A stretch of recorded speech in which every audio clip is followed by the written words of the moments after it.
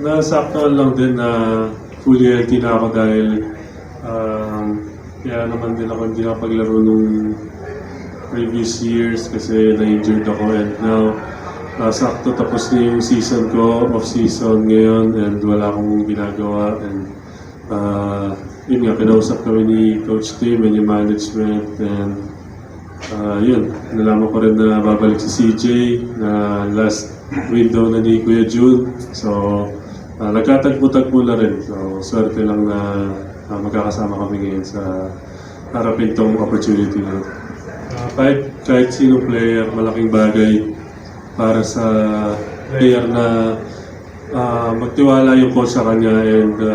yun, nagpapasalamat ako kay Coach Tim na malaking tiwala niya sa akin, and lagi siyang grateful na makasama ako sa team, and sobrang grateful ko din na maging coach niya kasi simula bata ako nakakasama ko yung tatay ko sa mga Alaska practices niya, so parang may idea na ako kung paano mag-coach si Coach Tim, and ngayon parang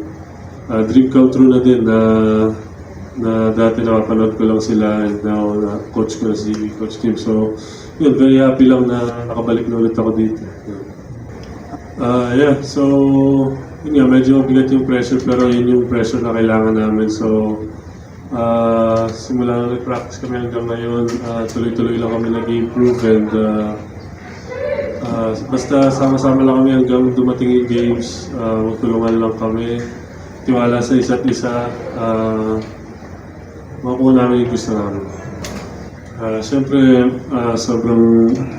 inspiring nga na may padating na baby, and ayun, siguro mas onting mas seryoso pa na gusto kong makuha tong next na dalawang panalo para sa baby ko na parating, para sa asawa ko, para sa bansa. So mas lang ako, mas motivated ako na maglaro ngayon, and siyempre manalo para sa bansa natin.